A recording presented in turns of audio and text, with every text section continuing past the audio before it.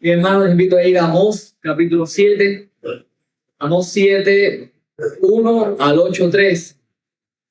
Amós, desde el capítulo 7, versículo 1, hasta el versículo 3 del capítulo 8. Dice así la palabra del Señor. Así me ha mostrado Jehová el Señor. He aquí, él criaba langostas cuando comenzaba a crecer el heno tardío. Y he aquí era el heno tardío después de la siega del rey. Y aconteció que cuando acabó de comer la hierba de la tierra, yo dije, Señor Jehová, perdona ahora. ¿Quién levantará a Jacob? Porque es pequeño. Se arrepintió Jehová de esto. No será, dijo Jehová. Jehová el Señor me mostró así. He aquí Jehová el Señor llamaba para juzgar con fuego. Y consumió un gran abismo y consumió una parte de la tierra. Y dije, Señor Jehová, cesa ahora. ¿Quién levantará a Jacob? Porque es pequeño. Se arrepintió Jehová de esto. No será esto tampoco, dijo Jehová el Señor. Me enseñó así. He aquí el Señor estaba sobre un muro hecho a plomo y en su mano una plomada de albañil. Jehová entonces me dijo, ¿qué ves, Amós? Y dije, una plomada de albañil. Y el Señor dijo, he aquí, yo pongo plomada de albañil en medio de mi pueblo Israel. No lo toleraré más. Los lugares altos de Isaac serán destruidos y los santuarios de Israel serán asolados. Y me levantaré con espada sobre la casa de Jeroboam. Entonces el sacerdote Amasías de Betel envió a decir a Jeroboam, rey de Israel, Amós se ha levantado contra ti en medio de la casa de Israel. La tierra no puede sufrir todas sus palabras, porque así ha dicho Amós, Jeroboam morirá de espada e Israel será llevado de su tierra en cautiverio. Y Amasías dijo a Amós, vidente, vete, huye a tierra de Judá y come allá tu pan y profetiza allá. Y no profetices más en Betel porque es santuario del rey y capital del reino. Entonces respondió Amós y dijo a Amasías, no soy profeta, ni soy hijo de profeta, sino que soy boyero y recojo higos silvestres. Y Jehová me tomó de detrás del ganado y me dijo, ve y profetiza a mi pueblo Israel. Ahora pues, oye palabra de Jehová. Tú dices, no profetices contra Israel, ni hables contra la casa de Isaac. Por tanto, así ha dicho Jehová, tu mujer será ramera en medio de la ciudad, y tus hijos y tus hijas caerán a espada, y tu tierra será repartida por suerte, y tú morirás en tierra inmunda, e Israel será llevado cautivo lejos de su tierra. Así me ha mostrado Jehová el Señor. He aquí un canastillo de fruta de verano, y dijo, ¿qué ves, Amós?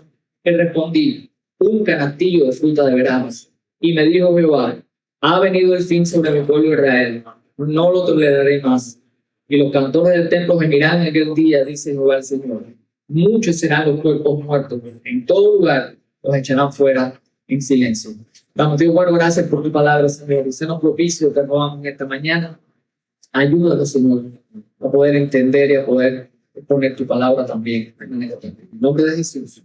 Hermanos, hay una planta es de los trópicos, en nuestro país la hay mucho. Y usted seguro la conoce, que nosotros la llamamos la dormidera.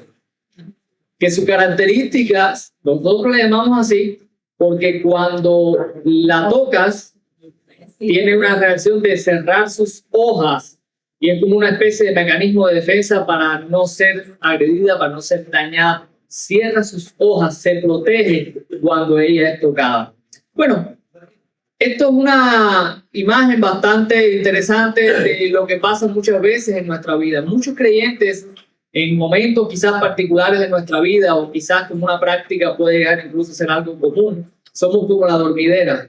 En el sentido de que cuando la palabra de Dios es predicada y nos afecta y nos confronta, y como decimos a veces en un algo un poco más evangélico, nos toca esa palabra, entendiendo por tocar que nos afecta, que nos ministra, que nos confronta, pues tendemos a cerrar el corazón.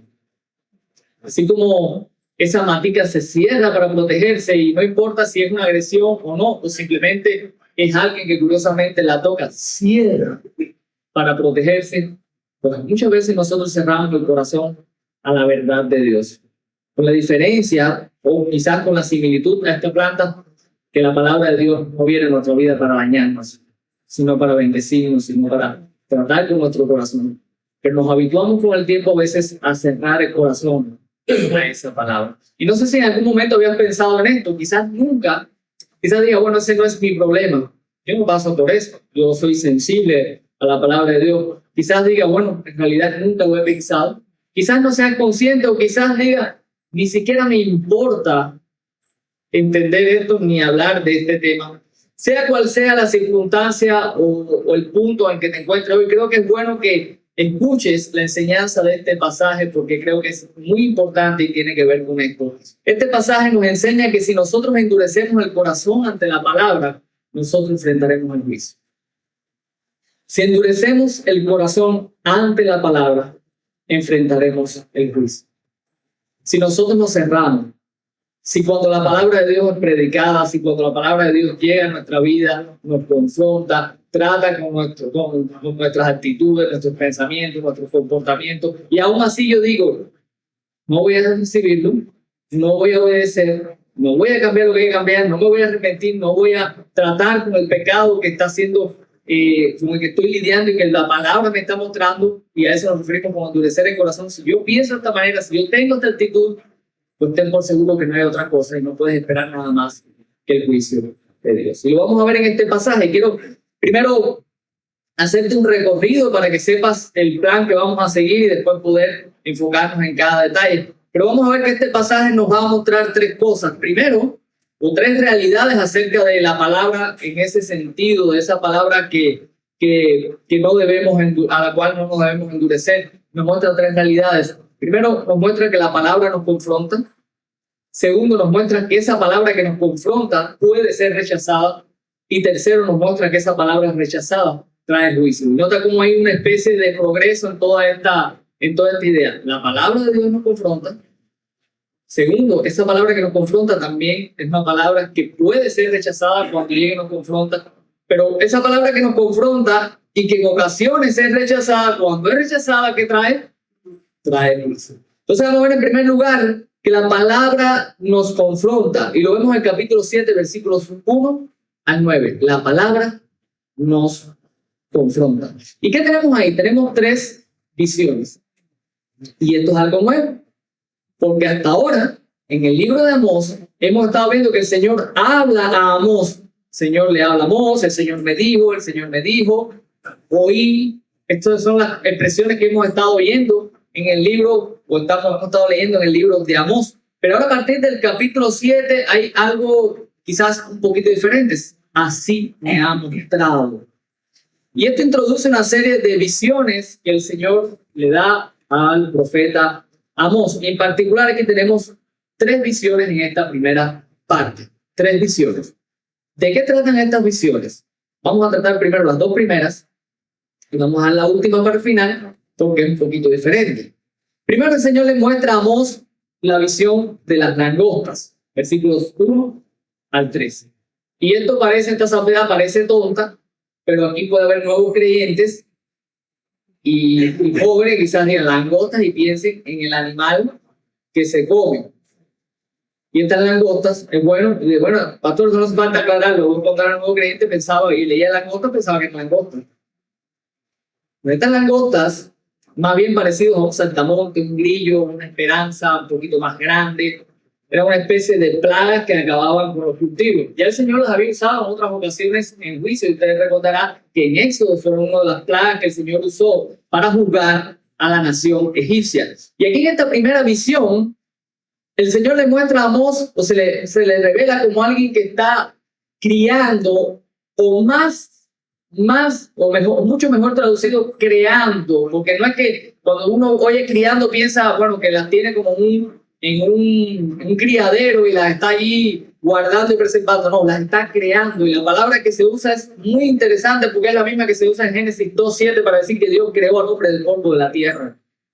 Y eso quizás no nos parezca algo muy trascendental o valioso cuando lo miramos así de pronto, pero es algo bien interesante porque nos está mostrando un Dios que es soberano, que no solamente está usando los acontecimientos y las cosas y dice, bueno, ahí vamos a traer esta nube de langostas para que se coman los cultivos. No, las está creando, formando, dándole su existencia con un propósito bien definido, y es traer ese juicio al pueblo o a la nación de Israel en aquel momento. Estas langostas, según el Señor le mostró a Amós, destruyeron todo el heno tardío. ¿Y cuál era el heno tardío? Después de la siega del rey, habían como dos siegas importantes. La primera era lo que se recogía, tú cultivabas toda esa primera cosecha.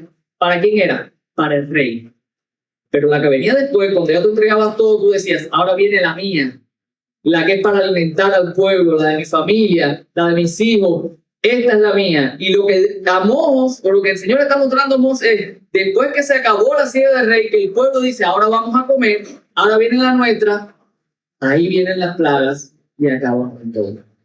De manera que lo que Amós ve es que lo que trae el Señor va a dejar al pueblo de Dios desamparado, con hambre, con necesidad. Y esto impacta, obviamente, a Amós. No es lo mismo el Señor me dijo, al Señor me mostró.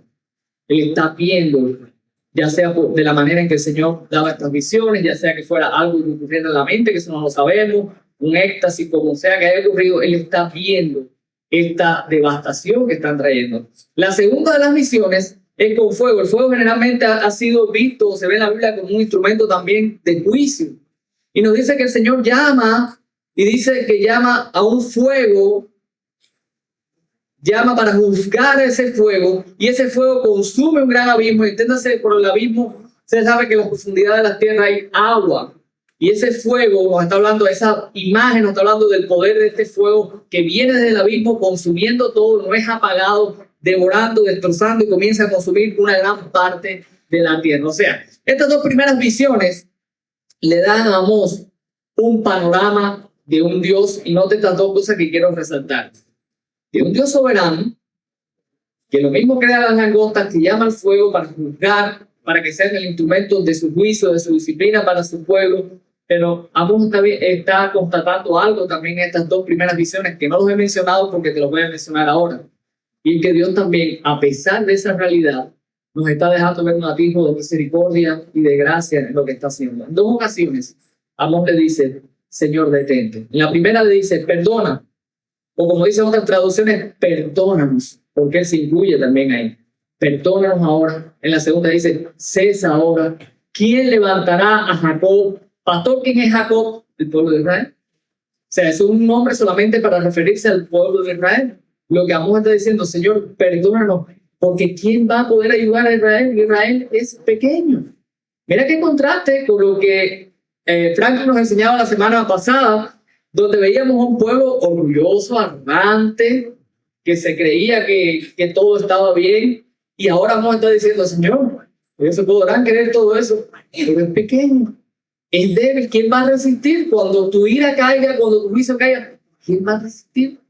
Cuando venga el hambre, cuando venga la devastación, cuando vengan todas esas cosas, parte de tu disciplina para con nosotros, ¿quién va a resistir, Señor? Perdónanos, detente. En dos ocasiones Dios se detiene.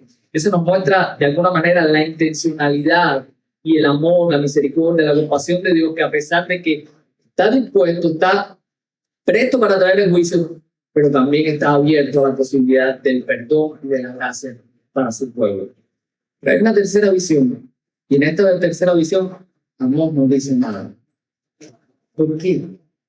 Porque en esta tercera visión el Señor le muestra una plomada, y era algo muy semejante a la plomada que tenemos los albañiles hoy, un instrumento para medir cuán recta estaba una edificación. En la antigüedad las edificaciones eran más irregulares que las que tenemos hoy. Medir, y este tipo de instrumento, que es un cordón con un peso en la punta para dejarlo caer, pues nos ayudaba a ver si algo estaba recto o no estaba recto. Cuando el Señor le muestra esta visión a Amós, Amós entiende algo que nosotros deberíamos entender también. Amós entendió que a la luz de la palabra, el pueblo de Israel no tenía justificación. El pueblo de Israel merecía todo lo que Dios estaba preparando y más. Por eso Amós hace silencio. Pastor, ¿de dónde usted saca eso? Que si la plomada, que si la palabra de Dios. Porque en el Antiguo Testamento, ¿cuál fue la base sobre la cual Dios dijo que juzgaría a su pueblo? Cuando Dios entró en un pacto con su pueblo y Dios le dio leyes y estatutos, en ese pacto Dios estableció que si ellos eran obedientes a esa ley y estatutos serían bendecidos, pero si eran desobedientes que iban a ser juzgados. O Si Dios está usando en esta visión algo que es para medir la justicia, la rectitud, el carácter de su pueblo, ¿qué cosa representa sino la ley de Dios, sus mandamientos, su palabra que ellos conocían y que era la única norma y la única regla para medir su comportamiento y decir, no son rectos? Cuando Dios le muestra a Tomás, Amón queda callado porque no hay nada que hablar. Como dice Miguel Núñez muchas veces, el que calla, endosa. Él dice esa palabra, que en el buen cubano, el que calla, otorga. Y en este sentido, en un sentido positivo, el silencio de Amós otorga, revela, de alguna manera expresa el derecho que tiene Dios de hacer todo lo que está haciendo porque su pueblo no es recto, porque su palabra confronta, porque su palabra ha confrontado a Amós de tal manera que él está convencido de que el pueblo merece todo esto porque él no es recto. En el campo, sobre todo, bueno, voy a hablar del campo que yo conozco, donde vive mi suegro, es el que más puedo decir que conozco. Una de las características de los hombres de allí es que no les gusta, bueno, las mujeres también, pero los hombres generalmente no les gusta ir al médico. Ellos nunca quieren ir al médico. Y tú los ves y tú dices, están sanos, están fuertes, pero de pronto se mueren de cualquier cosa. De pronto que se a fulano de un infarto, que se mengano ahora es diabético. Están enfermos por dentro. Están destrozados, pero no les gusta ir al médico. ¿Sabes por qué? Porque cuando van al médico y le aplican una serie de parámetros y normas para medir su salud, se dan cuenta que tienen una pila de problemas médicos. Entonces ellos dicen, no voy al médico porque después me salen enfermedades. Es como si el médico fuera el que te inyectara las enfermedades. Las enfermedades las tienen, pero exteriormente, externamente, ellos no la ven. Están fuertes, generalmente son hombres, ahí no hay hombres obesos, no, son hombres fuertes, son hombres de trabajo, están cargando sacos, están dando machetes, pero por dentro están mal. Y para ellos poder darse cuenta que están mal, necesitan un examen con parámetros que le digan, mira, tú te crees que estás bien, pero este parámetro dice que tienes esto, que tienes esto, que tienes lo otro, que tienes lo otro. La palabra de Dios hace lo mismo con nuestra vida. Nosotros nos pensamos que estamos bien porque muchas veces miramos nuestro bienestar desde un punto de vista externo. Como mismo lo hacía el pueblo de Israel, estamos bien, tenemos casa, hay cierto nivel de prosperidad, las cosas están bien, todo está bien. Pero cuando tiras la plomada, las cosas no están tan bien. Porque la plomada empieza a revelar cositas y empieza a mostrar que pueden haber cosas que externamente están bien, pero cuando vas al interior están mal. Porque la palabra de Dios no solamente nos confronta con el comportamiento, con lo que hacemos, nos confronta con las motivaciones, con las emociones, con los pensamientos. Y entonces tú dices, bueno, ¿cómo va el matrimonio? Genial, pastor. El matrimonio está fantástico. Casado con una mujer para toda la vida. Yo no miro a nadie más. Y es hasta que la muerte nos separe. En lo externo, ¿cómo está? Genial. Pero cuando tiras la plomada dice, tienes que amar a tu esposa como a ti mismo, de una manera sacrificial. Y a lo mejor el matrimonio no está tan bien. Entonces después, cuando hay un divorcio, la gente de la iglesia dice, pero si ellos estaban tan bien, ¿qué pasó de pronto? No, es que no estaban bien. Externamente estaban bien, parecía bien, pero no estaban bien. No había una plomada que evaluara realmente cómo estaba. ¿Cómo te sientes, hermano, en la nueva iglesia, nueva vida especial, sirviendo al Señor? Todo está fantástico. Pero ¿cuál es la motivación? A lo mejor la motivación es porque estoy buscando mi realización, porque no puedo vivir sin servir. Y entonces ya la plomada empieza a revelarte que lo externo parece muy bien, en lo interno no está tan bien. Porque mi motivación, porque la razón por la que hago, no es la mejor. No, es que yo siempre ofrendo al Señor. Pastor, yo no me pierdo. Yo no dejo de dar mi dinero. ¿Por qué lo haces? Porque pienso que si no lo doy, el Señor no me bendice. No está bien. No, porque si doy más, a lo mejor me van a tener en más alta estima en la iglesia. De que los hay. Hay quien te dice, no, pero es que yo ofrendo, yo he donado tanto dinero. ¿Para qué lo hiciste? ¿Hiciste para el Señor o para que nosotros sepamos que tú donaste tanto cantidad de dinero? ¿Cuál es la motivación? Cuando la palabra de Dios penetra en nuestra vida, revela todo eso que está mal, todas esas imperfecciones, todo eso que nosotros parecemos que nuestra vida está muy recta, muy derecha, que somos muy íntegros, que estamos caminando bien con Dios, pero la plomada de las palabras confronta nuestra vida y nos hace ver que no es como nosotros pensamos. Y eso es bueno para algunos, porque hay algunos que están viviendo bajo la plomada de otros y están riendo. Y en ese sentido, para que uno va a ser de alivio saber que ellos no viven o no están llamados a vivir para agradar a los demás, sino para agradar a Dios. Por supuesto, agradar a los demás cuando tiene que ver con agradar a Dios. No, tampoco de no, yo no se vaya para el extremo de no, yo no agrado a nadie porque estoy para agradar a Dios y no tengo que agradar a nadie. No, me refiero a aquellos que están rigiendo su vida por lo que dice este, dice aquel y no por la palabra. Y a lo mejor le están poniendo normas demasiado altas que no son las que la palabra pone, que también lo vimos en el libro de Álvaro. Pero para el común de todos nosotros, esto no puede, quizás no sea tan positivo porque realmente es todo lo contrario. Las normas que estamos siguiendo, el comportamiento, las actitudes que estamos siguiendo, pues no las hemos evaluado realmente a la luz de la Biblia. Y si las evaluáramos, quizás revelaría que nuestra vida no es lo que nosotros pensamos que es.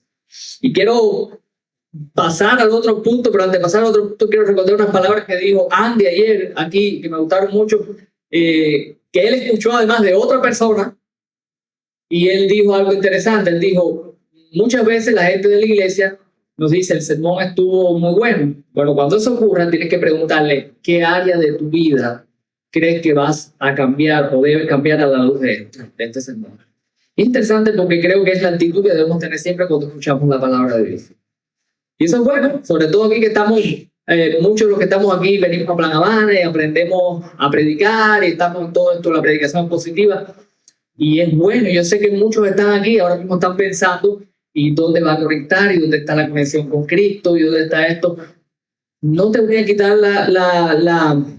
el ímpetu de que estés pensando de esa manera, pero no te olvides de pensar, cuando termine todo el sermón, cómo el sermón habla mi vida y qué voy a cambiar, o qué Dios me está mostrando a través de su palabra, qué me está confrontando y qué yo debo cambiar en mi vida. Porque si no, creo que todo el entrenamiento y todo eso que estamos haciendo no te está sirviendo de nada porque está afectando tu piedad, y si afecta tu piedad, no es bueno para tu vida.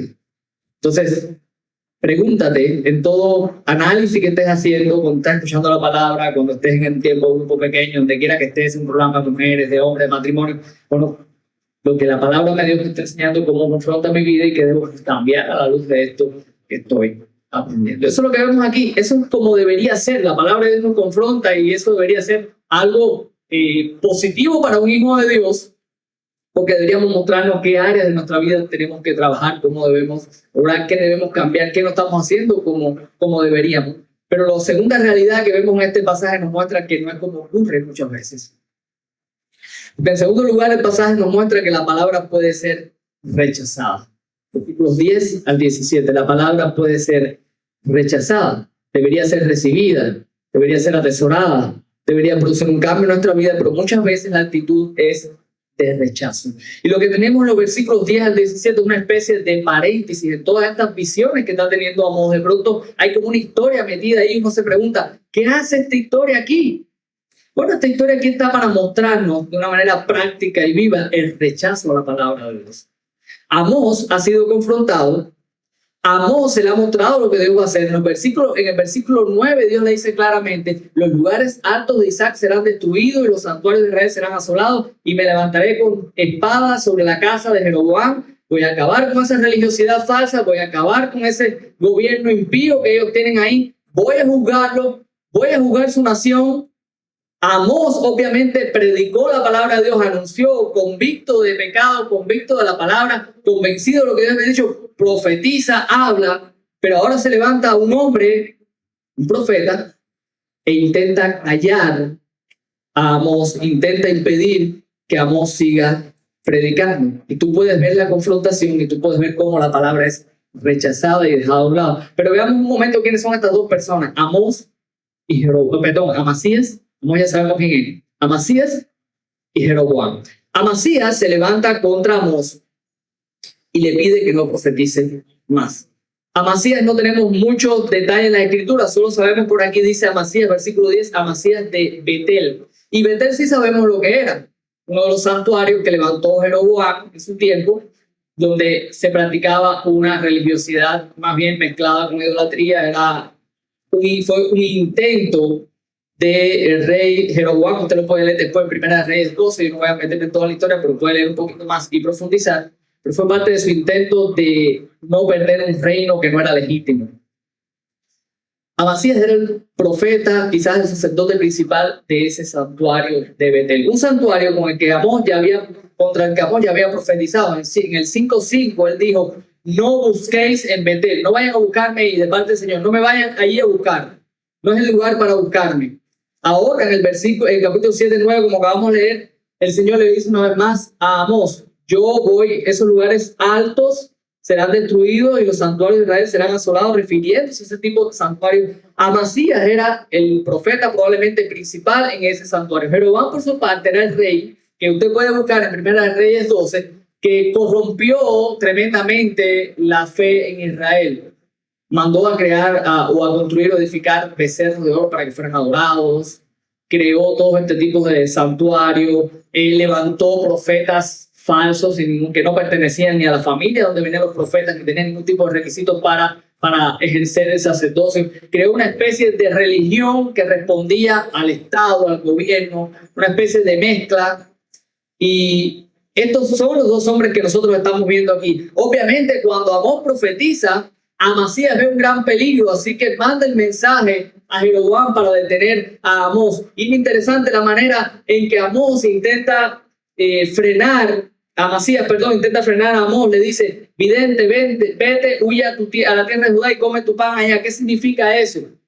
Comer tu pan allá, vete a ganar el salario allá. Porque obviamente la gente piensa como vive.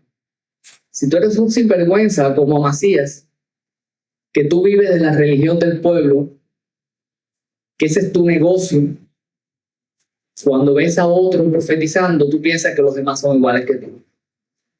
Póngale el puño. Si tú eres un ladrón, piensa que todos roban.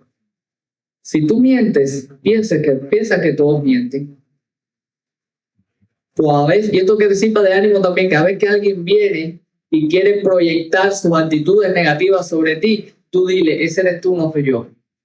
Todos somos pecadores, pero no vengas a achacarme tu pecado a mí. Tú tienes el tuyo, yo tengo el mío.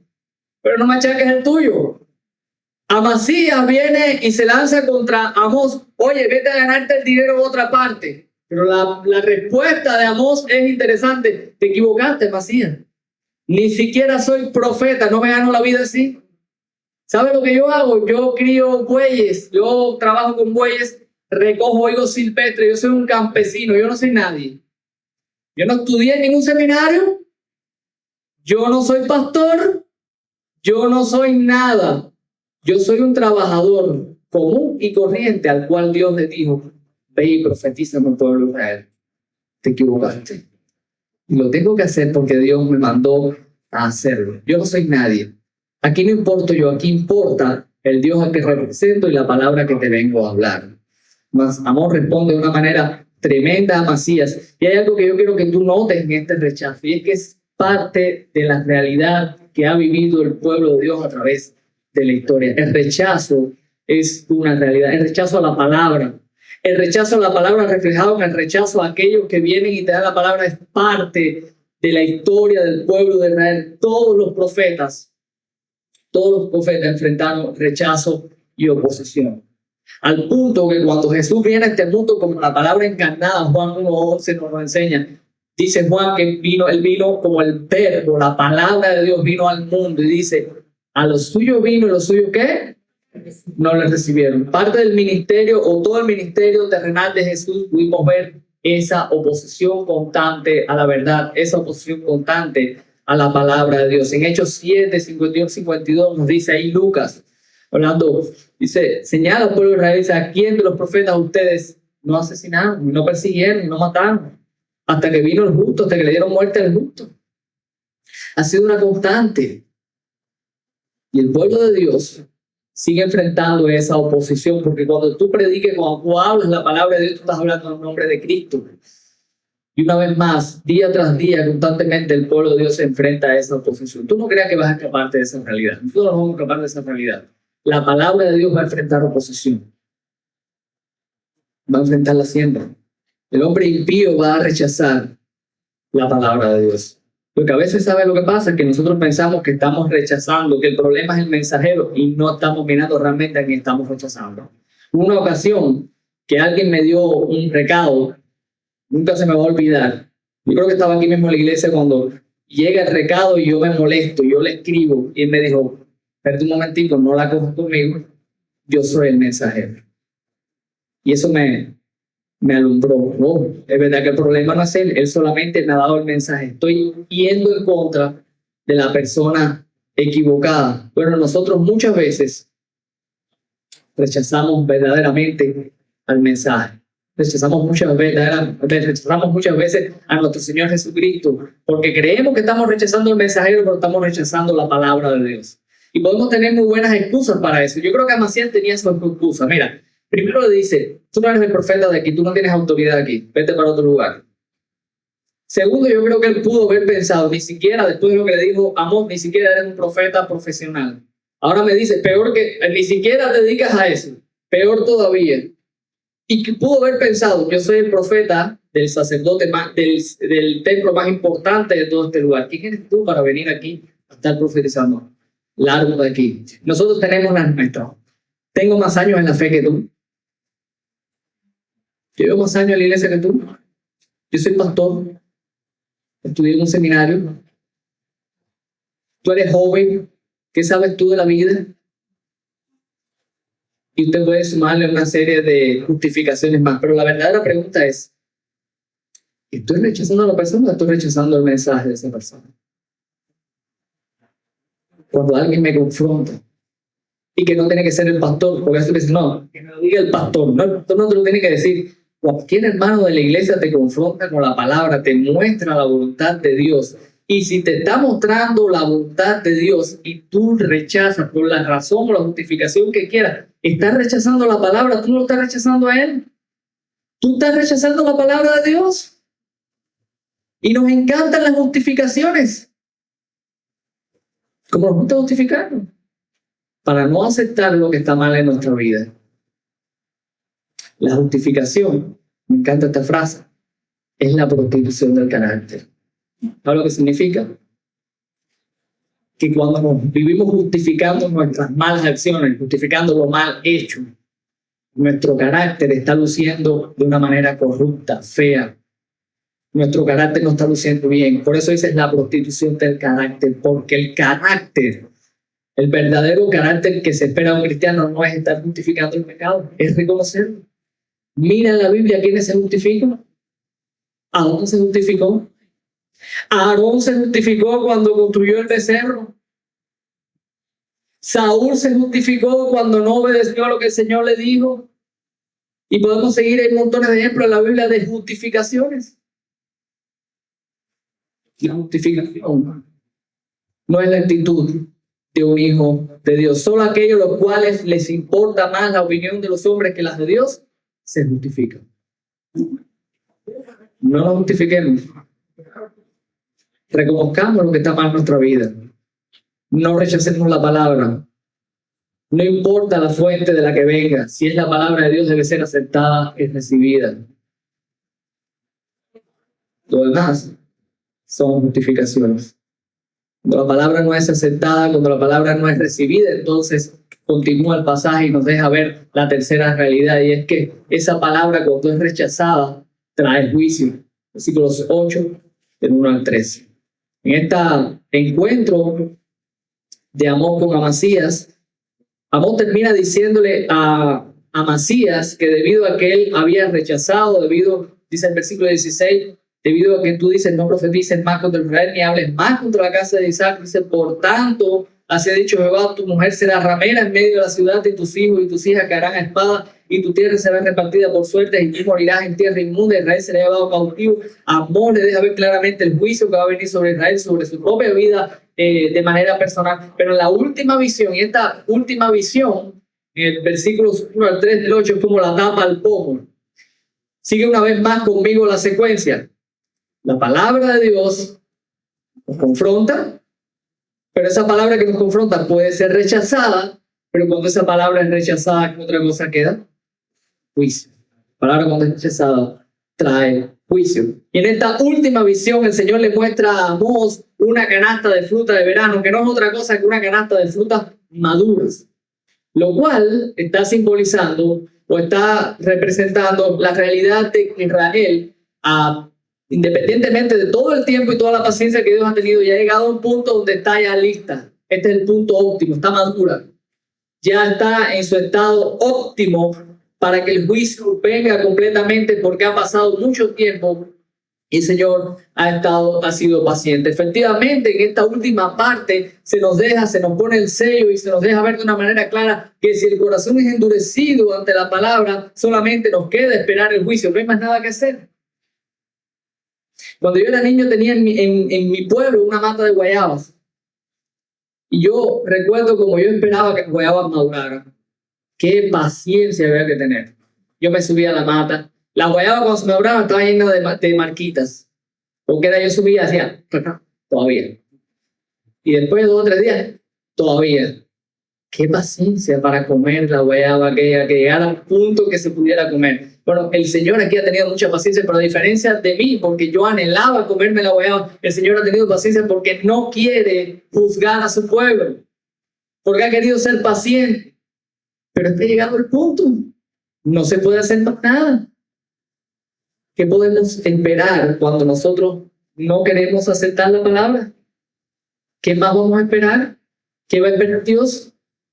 ¿Qué puede hacer con un pueblo que se niega a recibir su palabra y obedecerla? Que se niega a arrepentirse. ¿Qué otra cosa se puede hacer? En Hebreos 10, 26, 27, como leíamos ahorita, dice que si nosotros después de haber conocido la verdad, estoy parafraseando, optamos por pecar deliberadamente, no queda más sacrificio por el pecado. Algunos dicen, es que la salvación se pierde. No, no significa que la salvación se pierde. Significa que 2 cosas. Primero, si eres creyente y sigues pecando de manera deliberada, que no es lo mismo pecar como todos pecamos porque somos pecadores y seguiremos pecando, sino optar por una vida de pecado, no hay más sacrificio.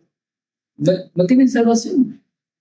Es que nunca fuiste. Es que nunca tuviste nada, no hay nada para ti. No hay más sacrificio que vas a esperar. Pero para el incrédulo significa, quizás estás aquí en la iglesia, estás acostumbrado y acostumbras a venir quizás todos los domingos o de vez en cuando escuchas la palabra, pero tú no te has arrepentido. La palabra te ha confrontado, te ha mostrado que necesitas arrepentirte, que necesitas a Cristo, pero no lo has hecho. Has decidido seguir optando por una vida de pecado. Después de esto no hay más sacrificio, es que no hay más nada. Eso Cristo no es nada. Si rechazas la palabra, no tienes más nada. Hermano, te examinas tu vida a la luz de lo que nosotros hemos estado hablando hoy y te comparas quizás con una fruta. ¿En qué estado estarías hoy?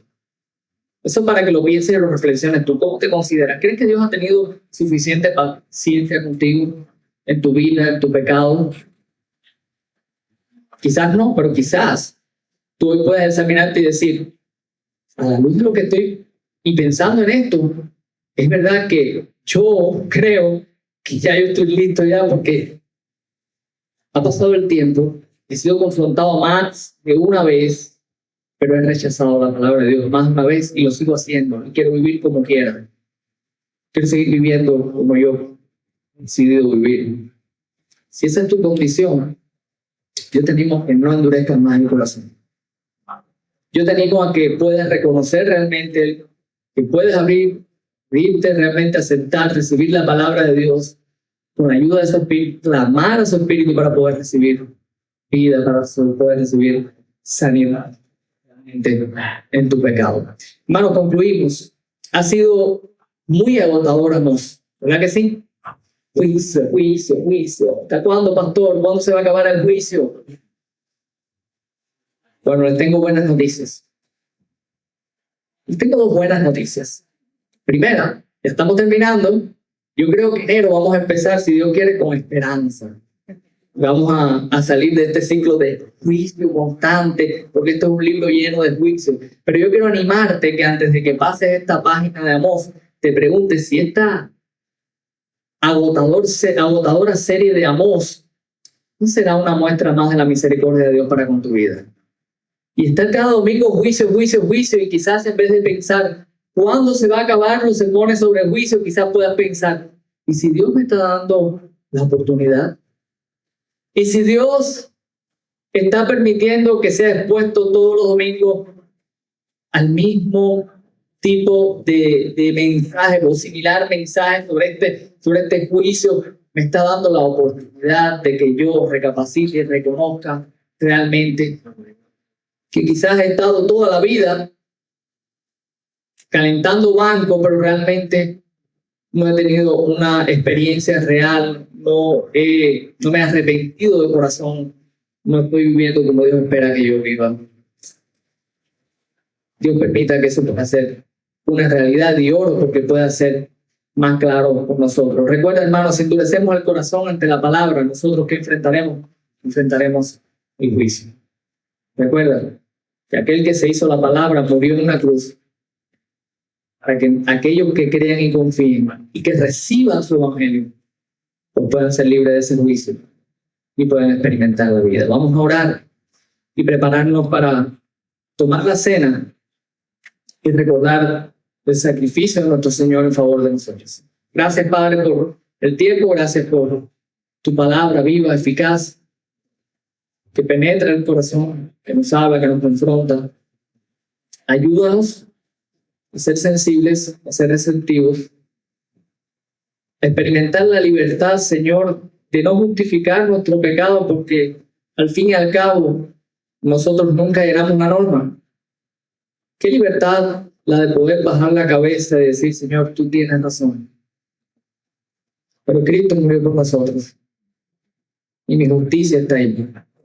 Gracias, Señor, porque entregaste tu vida en una cruz para que yo no tenga que vivir intentando demostrar lo que no soy, sino disfrutando y agradecido por lo que soy en ti. En el nombre de Jesús.